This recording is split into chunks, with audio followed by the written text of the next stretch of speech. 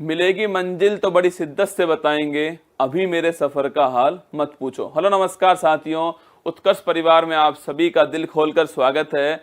Uttar Pradesh police की एक बड़ी भर्ती हम सभी के सामने आती है और पूरा उत्तर प्रदेश खुशी के उल्लास में डूब गया था कि एक बड़ी भर्ती जो है 60,000 से अधिक 60,000 से अधिक पदों पर भर्ती आपके सामने आ रही है। एक मौका आपके सामने वर्दी पहनने का, अपनी माँ बापू से कहने का कि रख बापू भरोसा, तेरी सारी ख्वाहिश पूरी कर दूंगी, अब की बार वर्दी पहन के पहला सैल्यूट तेरे नाम कर दूंगा। सोचिए आप उस पल को जब आप वर्दी पहन करके अपने माँ के सामने खड़े होंगे और माँ की आंख में खुशी का आंसू होगा। वो पल बड़ा ही आपके लिए महत्वपूर्ण होने वाला है, वो क्षण आपके लिए महत्वपूर्ण होने वाला है। पर उसके अंदर बहुत सारे लोगों को खुशी भी होती है, पर कुछ लोग उसके अंदर हताश भी हो जाते हैं, उसका एक क्लोज सुनकर के हताश हो जाते हैं। उसके बारे में बातचीत करने वाला हूं। हमारी तरफ से देखिए, मैंने सुबह भी कहा था आपसे कि उत्कर्ष आपके साथ में खड़ा हुआ है। आपका दर्द जो है वो हमारे दर्द की तरह होने वाला है। हम आपके साथ में हमेशा खड़े हुए हैं। एक भर्ती सामने आती है आप सभी के, जिसमें उत्तर प्रदेश पुलिस भर्ती जो प्रोन्नति बोर्ड है वो भर्ती जारी करता है। 60,000 से अधिक पदों पर भर्ती होने जा रही है। उसका आपके जो ऑनलाइन फॉर्म वो स्टार्ट होने जा रहे हैं। बहुत जल्दी उसके एग्जाम की डेट्स भी आपके सामने होने वाली है।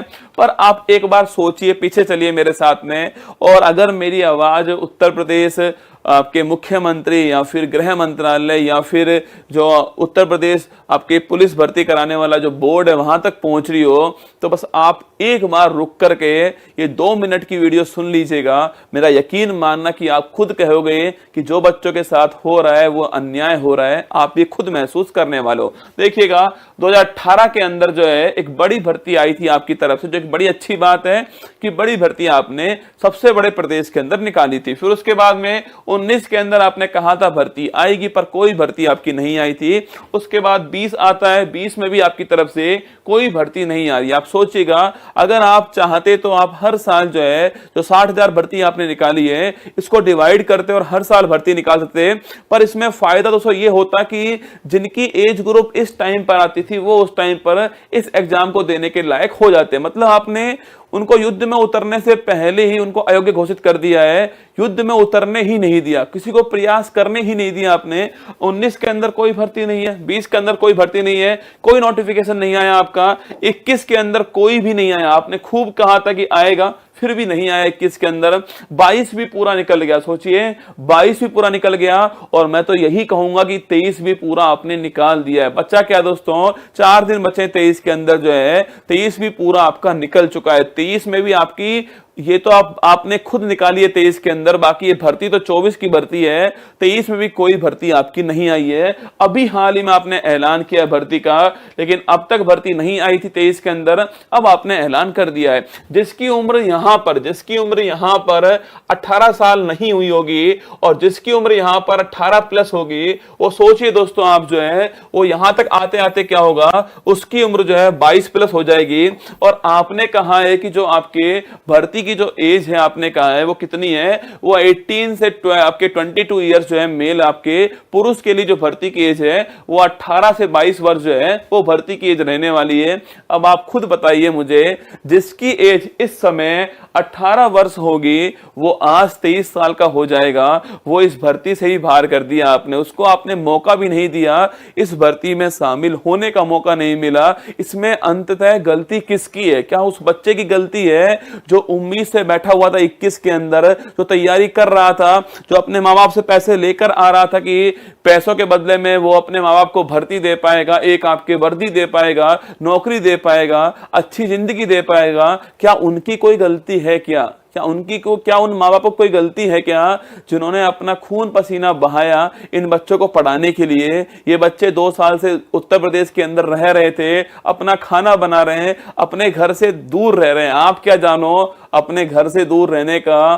जो दुख होता है जनाब, वो आप नहीं जान सकते। एसी के अंदर बैठ करके नियम बनाना बड़ी बात होती है, पर उस नियम से जो प्रभावित हो रहे हैं उनके लिए सोचना बड़ी बात होती है। वो बच्चा उस रूम के अंदर बैठ करके, आप सोचिए, अक्सर बड़े बड़े युद्ध जो हैं वो शांत कमरों में बैठकर लड़े जाते हैं। वो बच्चा कमरे के अंदर बैठा हुआ है, चाहे भूख लग रही है उसको, चाहे उसको सर्दी लग रही है, चाहे गर्मी लग रही है उसको, वो वहां पर बैठा हुआ है, वो मेहनत कर रहा है, वो ये सोच रहा है कि वो इस काबिल हो जाएगा कि जिस दिन भर्ती उसके सामने होगी वो उस भर्ती के लिए एग्जाम को क्वालिफाई करने जाएगा। इसमें किसी को कोई समस्या नहीं होनी चाहिए थी, पर आपने क्या किया, आपने एज ग्रुप 18 से 22 कर दिया है। हमें उसकी भी कोई समस्या नहीं है कि एज ग्रुप आपका 18 से 22 है, पर क्या भर्ती आप 4 साल में एक बार निकालोगे, पंचवर्षीय योजना आप बना दोगे और फिर आप कहते हो कि एज ग्रुप जो है 18 से 22 होगा।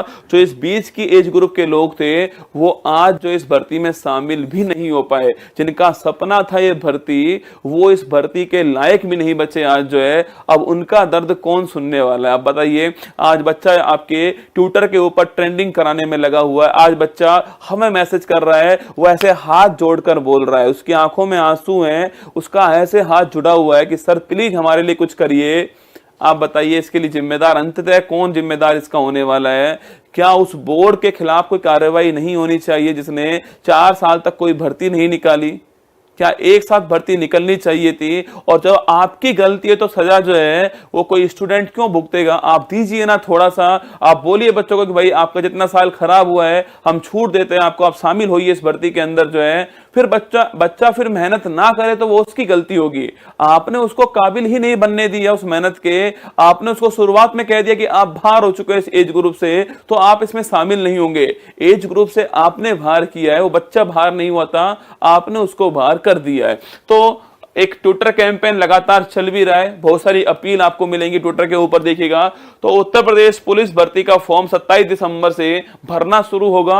उम्र में छूट के लिए ट्विटर पर चल रहे महाअभियान में अपना सहयोग बनाएं, क्योंकि हो सकता है कि 27 दिसंबर से पहले उम्र में छूट को लेकर के कोई नया नोटिफिकेशन आ जाएगा, ये भी हो सकता है। यहां आपको कैंपेन जो चल रहा है उसका आपको जो ट्विटर आपके जो हैशटैग जो है उसका लिंक मिल रहा है, hashtag Uttar Pradesh police age relaxation जो है वो इसका हैशटैग है। मैं चाहूंगा कि आप सभी जितने भी आपके आसपास विधायक हो, जितने भी सांसद हो, जितने भी आपके आसपास मंत्री हैं, हमारे जो मुख्यमंत्री साहब हैं, सीएमओ ऑफिस है, गृह मंत्रालय है, उत्तर प्रदेश पुलिस बोर्ड है, जितने भी आपके टीचर्स हैं बड़े बड़े, उन सबको टैग कीजिए, उन सबको बोलिएगा अपने साथ आवाज उठाने के लिए, क्योंकि ये आपकी जायज मांग है। आपने कुछ ऐसा नहीं मांगा तो जायज नहीं हो, ये आपकी जायज मांग है और उत्कर्ष आपके साथ में हमेशा खड़ा हुआ इस मांग को लेकर के। हम भी चाहते हैं कि हर किसी को एक बार जो है मौका मिलना चाहिए, और इस लाइन को आपको ध्यान रखना है, जब तक तुम खुद अपने हक के लिए आवाज नहीं उठाओगे तब तक कोई तुम्हारी मदद नहीं करेगा। आपको अपने हक की आवाज उठानी ही पड़ेगी, हर टीचर को साथ आना ही पड़ेगा, मिलकर के एक साथ में एक लंबा कैंपेन चलने वाला है। जब दोस्तों मांझी साहब अपने हाथों के बल पर उस पहाड़ को तोड़ सकते हैं तो आप भी कुछ भी कर सकते हो। बस हिम्मत मत हारना। जब सीएमओ ऑफिस में बात पहुंचेगी, जब उत्तर प्रदेश गृह मंत्रालय में बात पहुंचेगी, बच्चा बहुत दुखी हो रहा है इस भर्ती से भी, तब वो पक्का कोई आपके एक्शन लेने वाली है। हो सकता है अभी हमारी बात वहां नहीं पहुंची हो, पर आपको हिम्मत नहीं मारनी है, आपको लगातार प्रयास करना है, आपको मेहनत करनी है और आप इस भर्ती में शामिल हो सके। हमारी पूरी दुआएं आपके सामने हैं।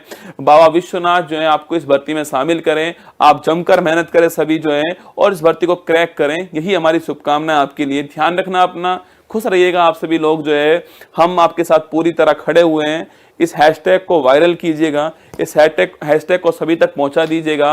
हैशटैग आपका Uttar Pradesh police age relaxation जो है वो हैशटैग रहने वाला है, कोई भी इसमें गैप नहीं है, सारे कैपिटल वर्ड आपके सामने यहां पर हैं। और सभी टीचर साथ आइए, एक साथ मिलकर के आइए, स्टूडेंट और टीचर मिलकर के स्टूडेंट के हक में आवाज उठाते हैं। ध्यान रखना अपना। जय हिंद।